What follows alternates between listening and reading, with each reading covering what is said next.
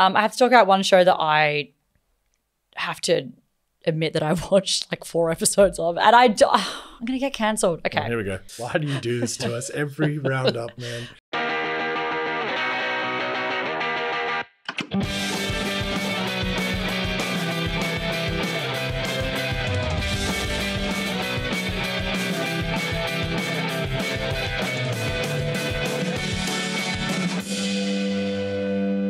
Well, hello, and welcome back to Gateway to Anime. How are you all? What's going on? We are the channel/podcast where we bring you the best new anime as well as go back and review and break down all the classics. Also, if I wanted to get into anime but didn't know where to start, we are the podcast for you. Now, for those of you looking upon YouTube, well, you might notice that we are in a new space. Very exciting, our very own space. We're still going to be working on it, tinkering with it, getting it better and better and better as we go along. But we're very excited to be in this new space. Very exciting times. But today, we are talking about the spring 2024 anime season. We're doing our check-in a little bit later than normal. I was in Japan. We've all had life things going on. But we're here to talk about the season as it is while it's still ongoing. Charlie, how are you feeling about that? Yeah, good. I mean, I haven't really had any life going on, so I've just been watching this season of anime, so I'm finally ready to talk. You know, finally, somebody, please, listen to me, please, please, Vampire Dormitory, bartender, please, someone. No, excited to be here and back in the new space, and also just kind of like ready to talk about this season because I have a few thoughts. Very good. Graeme, how are you, my friend? I have had so much life Yes. that I have not animated. Right. Not as much as previous seasons, so I'm kind of in the audience shoes, I think, for this episode. Okay, very good, very good. Apart from like Vampire Laboratory or whatever that bullshit is. Like Vampire Laboratory, Whatever. the sequel to Vampire Dormitory. they graduate and they work for a chemical research company. That's crazy enough to work in the anime world. So I'm keen to hear what you guys are watching and maybe take some knowledge with me. Well, I am your host, Sam. You can find us on YouTube, or hopefully you're watching us. You can also find us on wherever podcast platform you listen to your podcast. If you are on Spotify or Apple Music or iTunes, whatever it is they're calling it these days, you can go and give us a review. 5 stars does really help us. Otherwise, our social media platforms are indeed Instagram, TikTok, and the aforementioned YouTube. And if you really like what we're doing, you can hit us up on our Patreon. We do extra little episodes. We do behind the scenes content. It can be as little as $1.50 a month for various things. So if you really like what we're doing, every little bit does indeed help us build this studio. Would help a lot. So hit us up on our Patreon. But let's get into the bread and butter of this episode. Charlie, I think you sound like the most unhinged as per usual. So why don't we start with you? Okay. So this season, I mean, we do this, the way that we kind of have been running these for a while now is that we do sort of a hype up at the end of the next season, and then we hype it up and we kind of pick the shows that we're going to watch without knowing much about them except for a synopsis or like prior knowledge to various anime studios, that kind of thing. And it's a bit of a mixed bag. I always try and pick ones that sound kind of funny, you know, just like do a bit of a bit. I don't know. But then I always end up fucking watching them. So I'm always like, oh, I'm doing it for the bit. Life imitates art. Yeah. So I will start with Vampire Dormitory because I need to mention it. But what about the laboratory? God, Season honestly, it would be a vast improvement. Okay. This is maybe one of the worst shows I've ever seen. And I mean this with Wow. in pure joy. Like, all I'll say is the opening episode, I can't, okay. I can forgive a lot in anime. I can forgive a shitload of things. The amount of like misunderstandings, like I think for those of you who can't remember, Vampire Dormitory is about a world in which vampires exist, but obviously, and live in dormitories. Basically, the whole concept is that the lead female protagonist is in disguise as a boy, and she meets this vampire, and for some reason, they don't really go into it. It doesn't really make a whole lot of sense. So he's like, I've been looking for a boy who's pretty enough to bite because I can't feed from a woman. Anyway, whoa, joke's on him because she is a woman. She's just in disguise Classic for no trope. real reason either. And also the funniest thing is she's got this short boyish hair, right? End of the first episode. I honestly will never forget it because it's maybe my favorite scene in anime history. She's standing in the bathroom. You know, bear in mind, every single day she wears this disguise. Like she wears this disguise to go to work. So she lives this life basically. But What's that Amanda Byron movie where she goes to high school? She's the man? She's the man. So It's she's really the man that. Shakespeare with in Love? vampires? yeah, it's really like that, except she okay, does this okay. thing where you think that you would just cut your hair. No. Apparently this is a wig and the whole she's had to get a bath and she takes off this short wig and has this like really long anime cascading, princess hair. And I'm like, wow, you could have just cut it, babe. Like what? Also, like she's meant to have no money and I'm like, man, that wig was good quality. Like it looked really real. Hey, like it was good, high quality wig. I'm just like, this is That's where all the money went. this is a lot. Yeah. Like just fucking cut your hair. Anyway, that was my main takeaway. All I'll say is this is the one where it's like her blood tastes bad because she's lonely. Oh, yes. You get fired or something and then it's like... Yeah, she She's gets got fired. lonely blood. Yeah, no, it's like the concept of the world is that if you're lonely, you taste bad. Like which is like really not a grim. good vibe. Look, we're hoping for a happy ending. But all I'll say is I'm just like the amount of idiot, like this vampire who's meant to be some like almighty powerful guy, like he's really high up, just cannot figure out for the life of him that this is a woman. And like it is very funny to me. Like there's so many like tripping over, falling over things like, and there's like a second male lead who of course I'm going for no reason, just because I have to, because I have this curse upon me called second male lead syndrome, even though he kind of sucks as well. This show is chaos and weird. I would drop it, but I don't know. I just Morbid keep fascination. And me hanging on, don't you? Also, a bit of a lack of shoujo this season, I will say. And I will get to the other one that I've been watching, and which I think could be a horror. If I didn't know that it was a shoujo, I would think it was a straight up psychological horror. Get to that one next. I very much look forward to it. So great. You haven't been watching much, but you've been watching something. What you been watching? So obviously I'm watching Kaiju #8. Hey. But yeah, look, I've been enjoying it. The action's good. I think the world is very well animated and it's just fun.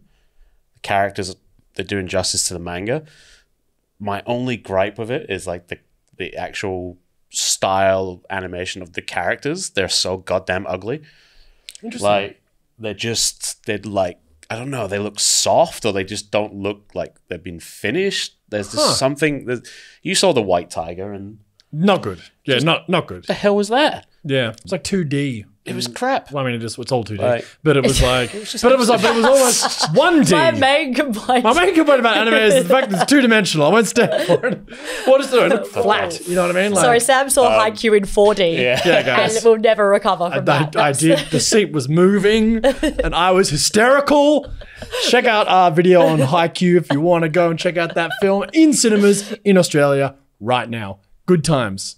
Anyway, It just makes me think of that. I think Mr. Bean goes to like a 4D cinema and it's like he's just like really holding on to the chair. that was us. That was That's just you and li- IQ. That was literally us that was in Haikyuu. literally us. I became panicked every time I thought there was going to be a fast attack. I was like, oh, we're going to die. Oh Jesus! We're going to die. Do you need that in a game about volleyball? Be surprised. Honestly, there was one point where I was like, this is the greatest cinema experience of my life. And there's this amazing like point of view shot and the chair was moving with the POV shot and you felt like, I was like, I just played a game of volleyball. That I was just won extraordinary. that game. Or did I? Spoilers. Anyway, keep going. Anyway, About Kaiju. that's just my one gripe is like when you read the manga, whatever, like everyone in there is hot. Men, hot. Girls, hot. Tigers, fucking hot. You know, everyone's hot. Even Kaiju #8 himself is kind of depicted as like, you know, he's a Hot-ass monster. kaiju. I think Kaiju #8 is probably the most attractive character probably in is. it. But you know what? I love the character design of Kaiju #9. I love that character the, design. like, and the it's a split fantastic head thing, villain. Like mushroom-looking man. It's a fantastic villain. I agree with you about the character design. Totally. And this is compared to the manga, right? Yeah. Okay, so this is an adaptation criticism you have, right? And it's so bizarre that that's where it falls down. Interesting. Like, and it's not terrible and it doesn't take me out of it. It's just I want my hot characters and my good looking You're an tigers. estate, real Oscar Wilde of the modern know. day. Hey, like we finally got a 32-year-old protagonist. Yep, which I love. Get him, like, what? Finally, Yeah. I can have an appropriate crush on a 2D character. and And he's just a bit pudgy. They're all just a bit soft and a bit round, and I don't know. It's annoying me. I think it's the And it face is like they look a little bit. I don't know. It just look like it's kind of like has the same attention to detail as like the monsters in it. Like it looks like even that like kind how of. the world is like rendered. Like you see rust and like everything's got quite a lot of detail, and then they don't. Like the characters don't have a lot of detail. I don't know. It's bumping me a little bit. Interesting. I'm loving it, just for the record. Like, Hmm. I'm really enjoying having a 32-year-old protagonist. I'm really holding on to this one. Finally. I like all the characters. I like the action. I like the music a lot. It's really Yeah, cool. the sound design's fantastic in general. But yeah, I'd probably just read the manga because Manga's fantastic. I think that it's all the things I like I could get from manga form as well. Except for the music. Maybe I'll just play the soundtrack as Just I watch constant it. on a loop. I see your rise above your eyes. But isn't there a thing where I feel like it's been strangely underrated this season? Is that the problem with it? I agree. I mean, I yeah. think, especially because the manga's so revered, and obviously Well, I think it's because everyone it's a shonen. I think people weren't expecting like a shonen. I think they were expecting, well, if they are, they're expecting something along like Jujutsu Kaisen, like Chainsaw Man, you sort real of graphic and gory and traumatic all the time. Whereas this is just about a 32-year-old guy getting his life together. There just happens to be monsters involved. Yeah. I mean, basically, it's an Adam Sandler movie but he joins the military, I guess. Like, I mean, Pauly Shore's in the army now. yeah, exactly. I think the comedy of it might throw people a little bit. Oh, The comedy is a little bit jarring, I will peeing say. out the nipples thing. He's like, I need to pee, but I don't know where it's going to come out Okay, of. that was funny. But, I mean, outrageous. But Dude, I think it's really funny. it's got a bit of the Fullmetal Alchemist Brotherhood in respect of the jarringness of the comedy. Something like you're having this really intense scene, and then they're like, "Ah!" Like that sort of classic. I trope. disagree. I think it's pretty zany the whole way through. I don't think it ever drops that comedy style. Truly, I think I think if anything, it's less jarring because it keeps it the flavor of it. Like I never forget that this is actually like a comedy. How cool is the Levi guy though? Forgotten his name. But again, he's much hotter in the manga. Well, sign me the fuck up because he's me up. already hot. He's like a combination of Levi and Jean from From Bleach. Bleach, yeah. And Yeah, you know totally. that means business when people are drawn with their eyes closed and he opens his eyes and you're like, oh shit, It's on. To go down. you're fucked. Hoshina. He's Yes, great. Hoshina. I also want to say it's really nice to see that like the two most powerful fighters in this show, I mean, amongst the rookies is also a woman and also the captain. And I think it's cool that they're two women in a shonen that are considered the most powerful. And there's not really a competition about it, which I like. And there's no one kind of, I think it's cool. She has got a tiger. That's pretty great. So badly drawn, though. Yeah. Is it a tiger? At least it's not Golden Kamui bear levels of being It's drawn. not far off, though. Like, Hey, I'm simple. I saw a tiger, an outline of a tiger, and I went, absolutely living Yes. like Princess Jasmine dreams. yeah. Sick. Look, it's just ticking all those shonen boxes for me. Yeah, 100%. You know what I mean? It's like 100%. I've seen a lot of people criticizing it on Reddit and stuff. But Reddit, I mean, for God's sake. But like, still, a lot of people in the community being like, "It's just so basic." I'm like, yeah, it's giant that's monsters. the point. But also the fact that it is a seinen. It's not a seinen. It's obviously a classic shonen, but following a seinen aged protagonist is inherently different. So it is a shift Very different. from the norm. You know what I mean? So like, yes, okay, it's ticking all the tropes. Yes, he learns his powers far too fast. We don't see him training, all that sort of stuff. But also, I've monster seen enough punch training hard. arcs. And speaking of training arcs, let's talk Nice about... segue. Nice segue. Hey, there you go. Let's talk about Demon Slayer, Hashira training arc. Airing as we speak, obviously a little bit behind everything else. At the time of recording, it was the 4th episode, just came out. Not a great episode. For those of you who Not are... a great arc. Look, To be honest. you and I have both read the manga Yeah. on this, and I will say this arc it's a training arc, so it's slow. But Yeah. I love a good training arc. I'm an old school shonen boy. You know what I mean? Like, but this one is just it's obviously the calm. It just before the comes at a storm. very strange time. It does. in It the does. story. Like it's supposed to be, she's defeated the sun. Then that should just leap straight into like the climactic big stuff should final start happening. arc, But it's yeah. not. It's like let's hang out at the hospital for the 16th time. Yeah. Eat some food, cause some shenanigans, and then go train. Like it's breaking. Anyway, I could go on about. No, this. I agree. I agree. I don't know. I'm here for like oh wow, you actually have to train to get really strong vibe. Yep. Instead don't of mind- Kaiju No, where he's automatically like already crazy strong and can just he's remember when a he just big did his monster one and he hand, punches like, things. when he was lifting the car in front of Shinomiya. I was like, when did he learn to do that? He changed Doesn't his matter. body. Yeah, but one bit. You got to train to do that. Do you? You got to You learn how don't to know. control. Well, I have it on pretty good Based authority, on John. what? But you saw him when he was eating his food and stuff. Like he just transforms his head and stuff. So he's clearly just he's been- messing around with it. Like, Okay, look, I'm not going to get too critical because also I don't give a fuck about that kind of stuff. But think enough. Demon Slayer. But I will criticize. I really like the idea of this training arc because I like the world build in terms of real sucker for any kind of like captain situation. Any kind of like, I have a sword that does this cool thing, like any kind of captain-y, like leader vibe, like Hashira. for an example. So I'm happy to spend time with each Hashira and get to know like them. I was really stoked until we got to the Mist Hashira last episode. And I don't know, I feel bad because he's a child and I shouldn't be hating on him this much because he's actually pretty strong. He's like one of the strongest ones. Yeah. He's the youngest ever Hashira. Yeah, ever. like, so he's awesome. But Crazy like, powerful. I just don't find his character that interesting. And I kind of want to skip and go to the snake guy. Because I'm like, what's he about? It's got a snake. Yeah. So it's And I'm more like, interesting. what's the meditating waterfall guy up to? He's my favorite, by the way, for the record. Yeah, you also like, the water Hashira needs to just get over it. Gyu needs to pull it together, man. It's like, I get it. You're sad, brother. I get it. Life's hard, man. But like he worked hard and then became like his backstory. I was like, I mean, surely you'd be over this by now, man. Like it's a bit lame. you became the water Hashira. Like you did that. Yeah. You've done it. And you're pretty good. Like you can very let it good. go. But I do like the Hashiras are all kind of different, you know. I'll be so annoyed if we get to the fucking love Hashira and it's like, she's kind of a badass. I want to see her be a badass. That's is where we're at. badass, That's where we're at now. Yeah. She's just arrived there. Anyway, so I'm happy with that. Keen for Snake Guy. Keen for Windman. Angry never blink. Windman. Yeah, I love it. Yeah. He's great. He's great. Also, but I'm really upset that we're being robbed of seeing Inosuke and Zenitsu having to go through this training. It is annoying, yeah. Because I was like, come on, show us a clip of them just hating, or Inosuke loving life and Zenitsu Zenitsu hating it. I did laugh out loud when he saw Nezuko and she said Inosuke. And I don't know why that was fucking funny. His reaction. Yeah. There's still some, like, the opening sequence to this season, which I thought was fucking amazing, Oh, that was though, fantastic. when they were chasing them and then they ended up into that, like, into the demon Infinity- headquarters. Infinity Castle. The Infinity Infinity Castle. Castle, yeah. I was like, that's the shit. And then this paper aeroplane episode, I was like, where's the Infinity Castle?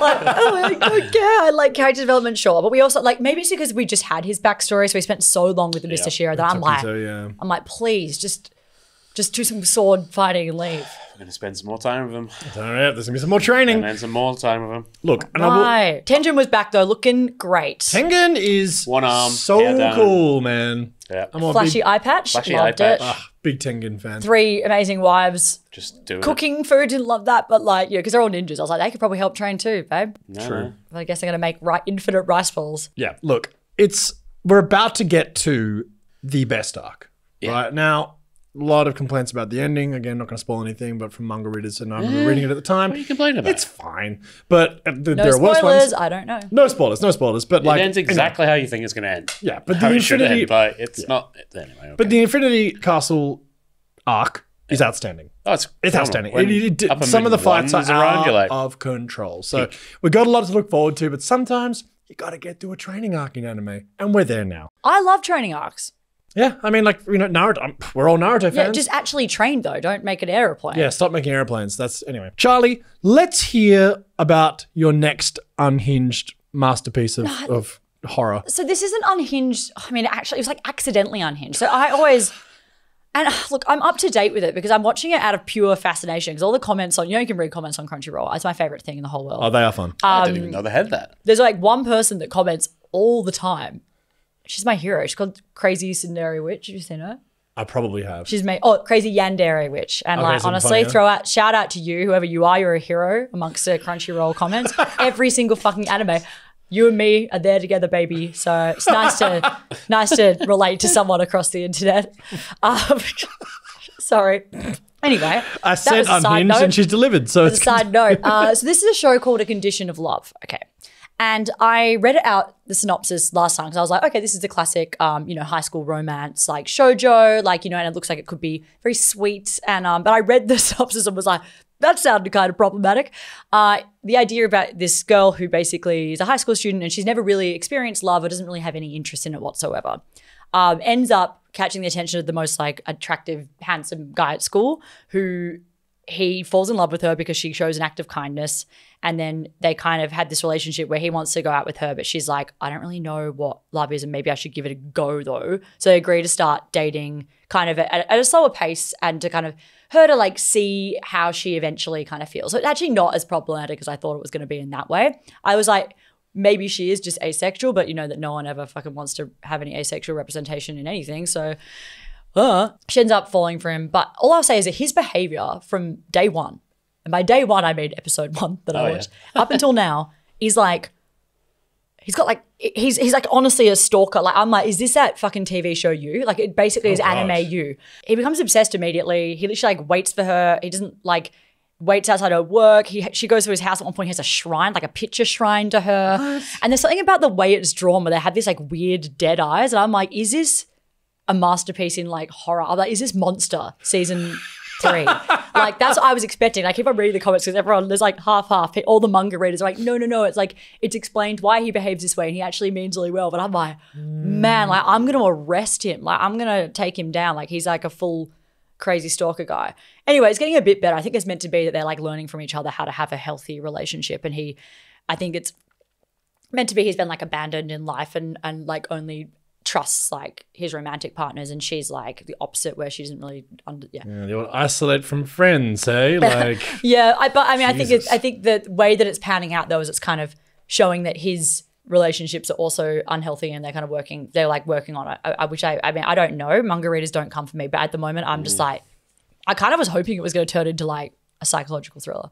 Right. That would have been sick, but I don't think it is. So anyway, that's my accidentally unhinged show. Let's hope they explain it well. Let's hope it is actually a nuanced take on this as opposed to like kind of the anime like takeover. Just like, well, actually you had a bad upbringing and that's why he's controlling. And you're like, wow, come on. His mum left him on a balcony. But like he lets her, he's not like, he's not that. I'm overselling it, but he's like just a bit obsessive, one might say, which isn't great. But yeah, anyway, accidental horror shoujo. Didn't expect that one. Would have expected it from a show called Vampire Dormitory, but no. Least horror ever. Great. Anything else you're watching? I did start watching Go-Go Loser Ranger. Okay, what are your thoughts? I actually really enjoyed it. And it's a manga I dropped. Oh. And I kind of dropped it mainly because the art and the world and everything kind of felt a bit flat. Okay. And it wasn't engaging me. But I can't remember who the production studio is, but I think they've done a real good job of like bringing in that world to life and actually like elevating it and making it like this sort of rich, colorful world with these sort of larger than life characters that should, like when you're reading on the manga, they should just like pop out the page, but they don't. Might just be a failing of the artist, but brief synopsis, it takes place after the fall of like an alien invasion. This army is sort of defeated by the Keepers, which are your Power Ranger-esque Super Sentai people. They are actually like kept on a floating city that's chained to the real world, and there's like an event every week in this giant stadium where like this foot soldiers that are called Dusters have to come up with a new sort of monster of the week type thing it's basically all rigged for the Dragon Keepers to pretty much fight and on a live studio audience. One of the Dusters gets kind of sick of this, and then he decides that there's a Keeper Academy where they basically, you get split up into your colors and you can maybe one day join the Rangers. And it's about this Duster who infiltrates that because they can change shape. So he's going to bring them down from the inside. Okay. As I said, I've kind of enjoyed it.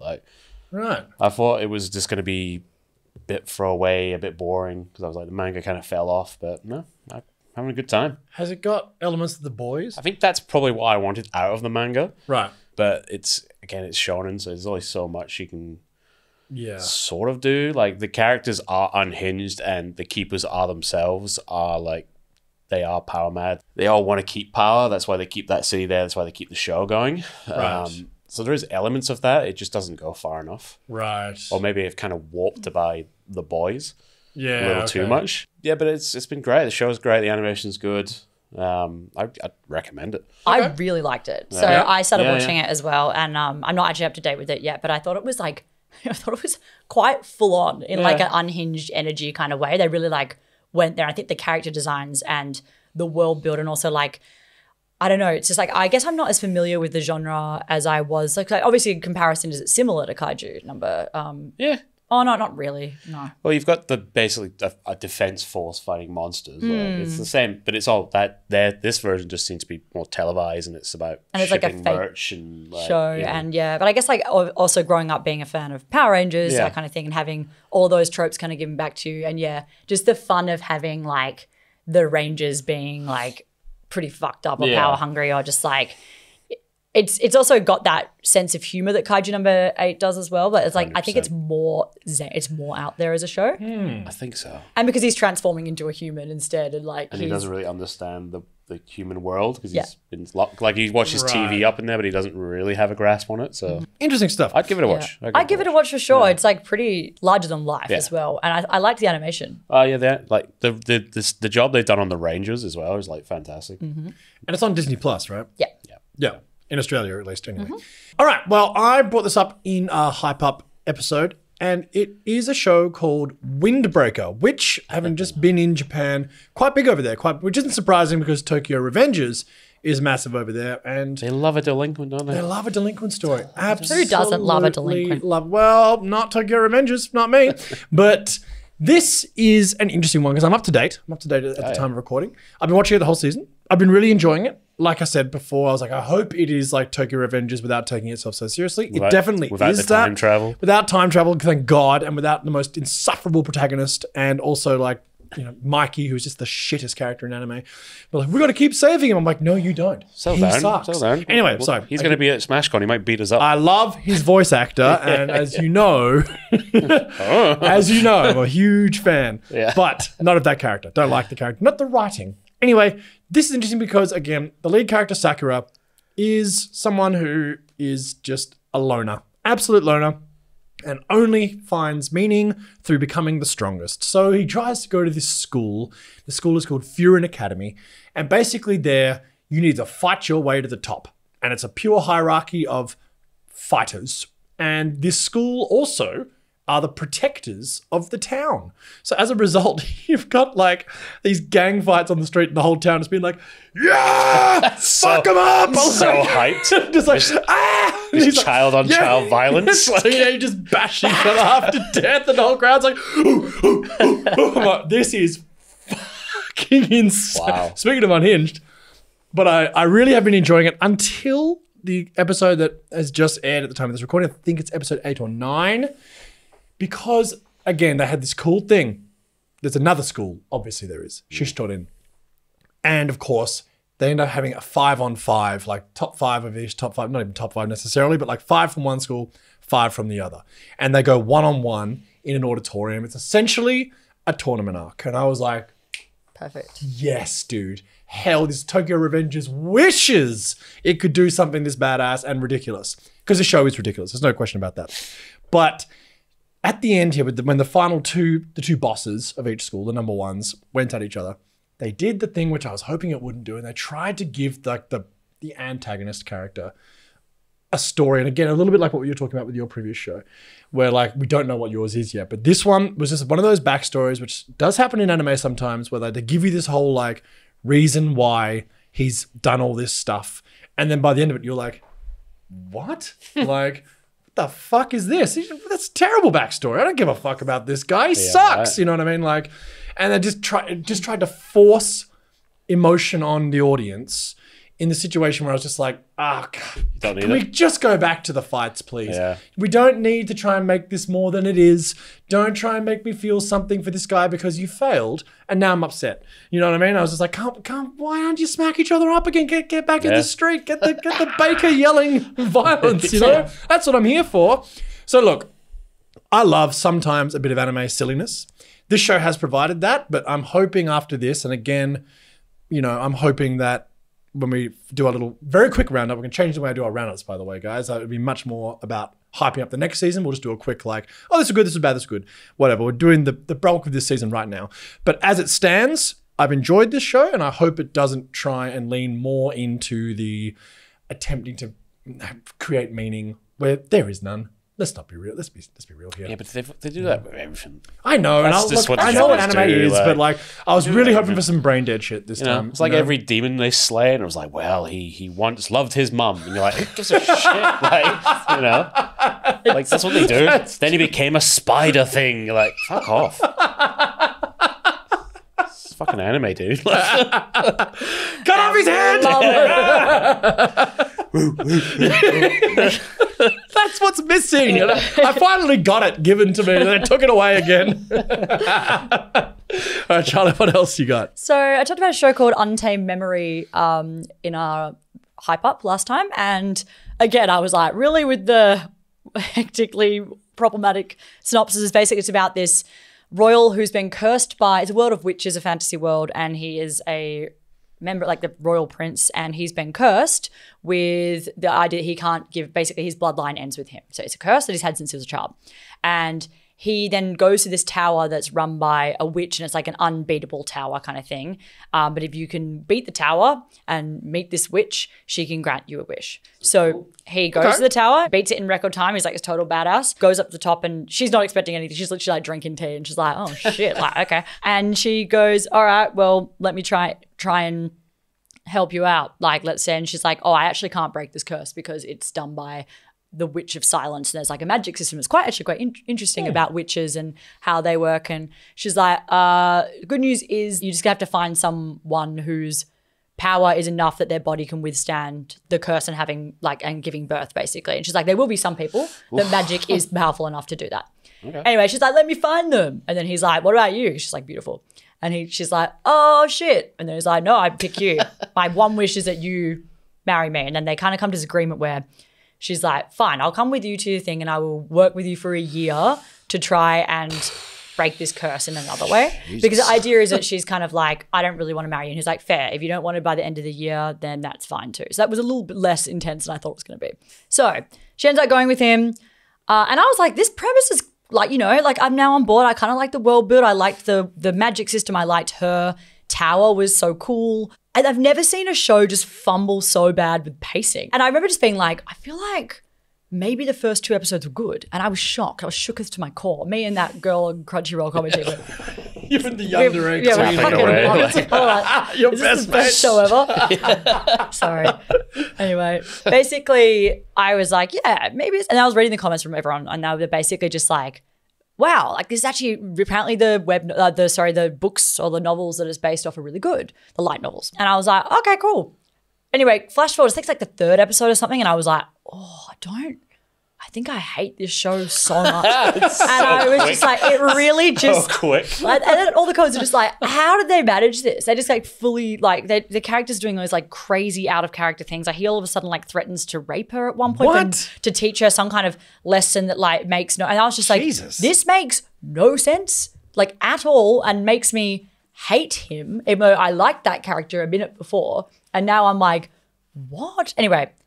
Trigger warning with that. Sorry, guys. Content warning with that. Like, it just is a bit fucking weird. Yeah. Anyway, so that show really fell off, and I was a bit disappointed because it looked really good as well. And then by the end, I was like, oh no, they spent all their money on the first 2 episodes. I don't know. I was disappointed. Not that I even knew what it was about going in. I felt like it could have been good. Yeah. Interesting. Sounded good. Until then. Was really, really weird. And it was meant to be like, that was a test or like a warning or like. Jesus Christ. Like he was never going to actually do it. And I was Lol. like, what? Oh, yikes. I hate That's that. a yikes from me. Yo. Absolutely hate that. So anyway, that gets a fail from me, unfortunately. Yeah, that's a big old-fashioned F. What else have I been watching? I also watched, we can talk about Bartender. Let's talk about Bartender. Yes, absolutely. I really, really like it. It's doing this thing where it's very slice of life, but it's even more than that. It's almost a relaxing piece. You know what I mean? Like kind of meditative. It really like brings you into this space of like, and having just been to Japan as well, like obviously they take hospitality very seriously there, which I love. And not that we don't take it seriously here, but it's just different. It's a very different experience culturally.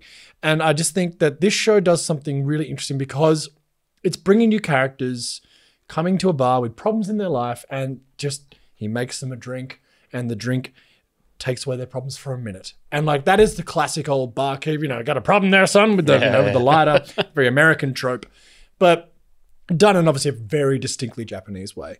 Obviously, the massive attention to detail, the level of care given to his craft, which I think is really beautifully analyzed. I was just staying in Ginza, so every time they flash up the Seiko, clock tower, I'm just like, oh God, it's a great part of town. I just think it's a really beautiful piece. It's not for everybody. You've really got to tune yourself into this because, like I say, it's not only slice of life. It really is it deliberately slows you right down. And I think sometimes you need that. Sometimes you don't. I get it. But like, if you're into that, if you're looking for something like that, check out Bartender Glass of God. God, I just wonder how they managed to get like the rights to so many actual spirits. Yeah. Because usually you'll see like in most, always in manhwa, it'll be like, Sick Donald. Sorry, Sick Donald. Sick Donald. There was the one in fucking Devil's in a part-timer. Yeah, it's like something like that. It's something McRonald's. McRonald's. Not It's ridiculous. Sick Donald's is the worst one anyone's ever come up with. The writers were like, yep, that's Yeah, it. that'll Did it. do. Gold. But yeah, you know, like I'm watching a bunch of Haikyuu at the moment, and it's like Patari sweat. You know, they'll always do like a different thing. But this one, it's like just full in the logo, and they have like, I think apparently they got a sponsorship by Suntory, which means they have all of those brands. But then there's other things as well, and I guess I must have I don't know how this happened. I don't know why I'm even speculating, but I guess like, would they have just approached and been like, hey, we're going to make this cool looking drink with your thing. Can we just do it without like, surely it's all good thing. Well, this is a remake as well. It's been done before. And it's a remake? from a manga. Yeah. Oh, I didn't know Actually, that. weirdly enough, interestingly, when I was in Ginza, I was at a fancy cocktail bar with my partner, and we were chatting to the guy who had flawless English. He'd lived in America for a very long time. And we were chatting, and then I was like showing him Instagram and stuff because he was asking, we're chatting about Get it. a fan. Love Get it. it, you know. And he was like, oh, bartenders, I love this. That's right, they're doing a remake, aren't they? Oh, so cool, so cool. I was like, great. You're here right now. We're doing this thing. Like, it was really, really cool, really, really awesome. And yeah, it's obviously, I think it had a big effect even back when it was made before. Okay. I haven't got the dates. Yeah, it was really popular. And apparently one thing that they did do in the original one is at the ending credits, they always had someone, an actual bartender, like as in live action footage of whatever drink had been kind of featured, teaching cool. people how to make it. So just like an actual, and I was like, cool. Yeah. They also do the same thing in Isekai Izakaya. At the end of every episode, they have someone, a chef or someone making, that's right. I making forgot about in real Isekai life Izakaya. IRL to, you know, make the food as well. So yeah, there's a whole genre. I'm really digging it. I think it's fantastic.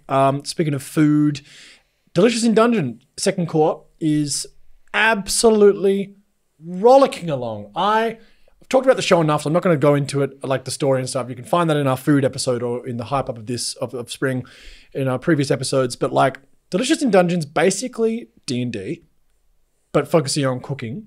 But then after a while, the cooking starts to get subtle and the world builds quite extraordinary. It's like one of the best D&D campaigns you've ever played. Okay. The characters are actually really funny. It's funny. And it's not like jarring funny. I mean, it depends on how much anime you're used to. But like for me, like I often find comedy jarring. Like I even find Kaiju No. 8's comedy jarring still, despite being an anime fan for nearly 30 years. But I find Delicious in Dungeon actually very funny. Okay. And yeah, look, we're going to do a whole episode on D&D and like anime shows you should watch if you're a D&D fan. This is, along with Frieren, top of the list. Absolutely fantastic. We should talk about My Hero. Yes. Is anyone watching My Hero? Yeah. Yeah. Look, it's fallen up. Well, at least in some circles. Because I keep hearing it's back, it's off, it's back, it's on, it's good, it's not. Yeah. Like, Look, I'm enjoying it. Again, it does the thing. It's one of the only, you know, old school style new shonens doing that thing. I believe that manga has now entered its final.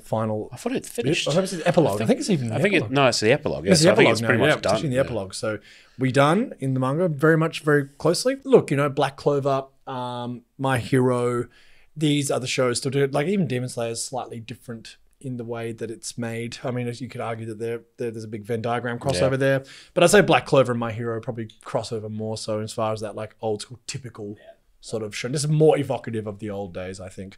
But look, I still really like it. I know a lot of people have fallen off. It's building. Again, it started a bit later this season. But I mean, I know a lot of people are salty about the character Stars and Stripes being done dirty, and especially the manga readers. But also voiced by Romy Park as well. Oh. Did an excellent job. Really cool character. The most broken power ever. But yeah, got done dirty. I will agree to that. But it was still, you know, it made sense. I'm enjoying it. I like My Hero. It does ticks those boxes for me, man. I like a good shonen.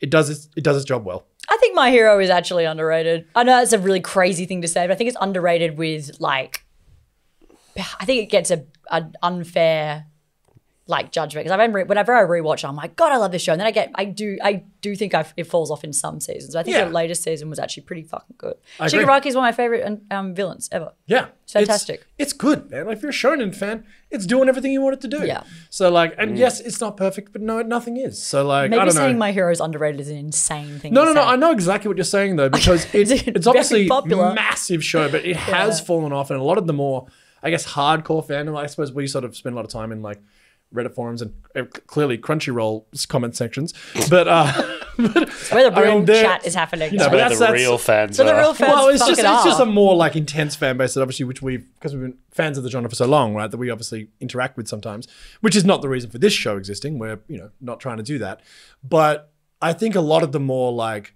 seasoned people get funny about like, well, it's just so derivative. I'm like, what the fuck have you been watching this whole time? Like, yeah, of course it is. Like, but it's cool. It's not trying to be something that it's not. Like, it's superheroes and shonen, man. Like, yeah, sometimes Horikoshi misses. He doesn't deal with women well. Yeah, that's true. Like, his female characters, not great. You can criticize him for that, but like, as far as most of these by-the-numbers shonens are, it's pretty fucking good. So, I don't know. That's right. I still like it. I get my fix every week, and I don't think too much about it either way. I have to talk about one show that I have to admit that I watched like 4 episodes of, and I'm going to get cancelled. Okay. Oh, here we go. Why do you do this to us every roundup, man? Fuck's sake. Okay, so there's a show that I watched because I was looking for a romance because there wasn't really any. Yeah. And I okay. went, this is a romance technically. And I thought it was going to be cute and like about two socially awkward people. And like just very quickly I realized what I was watching and I was like, well, this is absolutely woeful. It's called An Archdemon's Dilemma, How to Love Your Elf Bride. So, look, I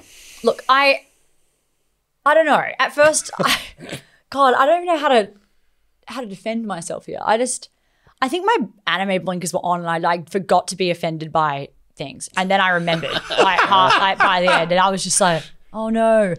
Like the main character, it's just the like, busty elves. yeah, but basically it's about this like world in which is archmage. It's like in the title, isn't it? Yeah. But he falls in love at first sight at this auction. He's not really interested in it. They're like the bad guys, mages. They're kind of like baddies in the world or whatever. And this guy's extremely powerful. But he goes to this like auction and they're selling off like, and in this world you kind of need like often you need other people's magic to make sacrifices and shit. So people do human sacrifice and stuff like that. Like you can auction for people. And someone has caught this very rare elf. Anyway, he falls in love. So busty. That's Pretty where much. the rarity comes from. Well, he falls in love with her at first sight and then bids all of his money to get her. So then he buys the elf. Oh God. Anyway. Oh boy. But then it's like a, cutie pie like romance where he just wants to like be able to chat to her and he tries to be able to set her free. Look, it's They just always do. like I know it's like one of those things where you kind of just shouldn't have go. bought her, dude. It's just like what's that one that's like the Ancient Magus Command. No, the shield. that. The shield. Rising the Shield Yeah, Hero. it's the same thing. Yeah, yes. Yeah, there's too many. There's a whole And like, I'm sorry, you just can't. litany of these. Yeah, unfortunately, like, I think to have a conversation where you talk about like what is basically a huge allegory for slave and human trafficking. Yeah. I mean, not even an allegory, just like blatantly that. It's happening. I don't think of this the show. A-plot. I don't think of this show and the like rom-com, lighthearted nature really does that kind of harrowing, horrible plotline service. I don't think it works because I don't think it's taking it seriously and I think it is inherently problematic. Yeah. Anyway, so I should have realized that from the title. I don't know why I watched it, but I did. And I watched a couple of episodes and then I was like, I got to stop doing this, like putting myself through it. But Episode 4. and it's a shame because I do think that like I don't mind the dynamic, obviously world builder. So I don't mind the dynamic of like a villainous person who is socially anxious, trying his best to chat to someone and be and be nice. I just think unfortunately the world around and the context of it, it's kind of, you kind of can't make it work. You can't make it work with that tone. Yeah. Anyway, so I mean, I'm sure people do like that show, and I'm not here to like fully, but I don't. I couldn't anymore. So yeah, that's my rundown of that show that I watched. Unfortunately, I know there are probably heaps of shows that I'm missing this season. Please tell me if you think there's something I would like. Everyone's new here. We don't really watch Mushoku Tensei. We're not fans of it. So that's why we haven't mentioned it here. We try not to mention it. Yeah, so like a bunch of the big returning ones, we haven't talked about because we don't really follow it. But there's a bunch of new ones that I need to get involved with. And I've been watching a lot of Haikyuu. I think that counts. The movie came out this season. Yes, indeed. Which was, wished it was a season with all my heart. Should have been a season. But I enjoyed seeing that on the big screen. My algorithm is completely ruined on TikTok. All I get served is actual volleyball players. Like, I don't know how that, like live action volleyball, like real professional sporting volleyball players. And I'm like, how did this happen? But also invested. It makes sense. Now it's my favorite sport. Yeah, it's an extraordinary. Everyone knows my thoughts on Haikyuu. But Charlotte's review will be out very soon, if it's not already at the time this podcast releases. So check it out. I guess that brings us to the end of our roundup. There's, as you say, plenty out there. Please hit us up with what you're watching. Emails. We love getting emails from you all. hello@gatewaytoanime.com. We really love to hear what you're all watching. It's always great to engage in those conversations with you all. Comment on YouTube. Comment on Crunchyroll, I guess. Charlotte will see it. Should be there. Otherwise, hit us up on Instagram or TikTok and just let us know what you're watching this season, what we might have missed. I know there's a bunch of things. Stayed Alive, season 5's out. I never watched it, so I Start at season 5, I reckon. Yeah, just jump in. Who knows? First. Something about Jellyfish is out as well, which people seem to be talking about a lot. Something about jellyfish? Yeah, No, apparently it's great. There's a lot of things we haven't talked about, and So we much I've get missed this year. kind of Girl band sidetracked. Cry is popping off on Reddit, which I guess is something. I mean, I know it's another sort of Bocce the Rock type thing, but again, I don't know enough about it because I haven't watched it. I'll probably get to it a year later, like you did with Bocce the Rock, be like, this is amazing. It's my favorite anime ever. But again, hit us up, tell us what that's about because, we're here to talk to y'all as well as what the show's all about. So hit us up with what you're watching, hit us up with any recommendations or what we might have missed. And again, you can follow us on TikTok, Instagram, and or YouTube. You can also hit us up on our Patreon, of course, at patreon.com/gateway-to-anime. Every bit really helps. So we'll be back very soon with our roundup of spring 2024 and of course the hype up of summer 2024, but there'll be other videos in between. And of course, there's a whole backlog you can watch on our YouTube channel. And of course, you can listen through all of our 80 odd podcasts on Spotify, iTunes, or wherever you get your podcasts. Charlie and Graeme, thank you so much. This has been our spring 2024 mid-season roundup. Catch you next time.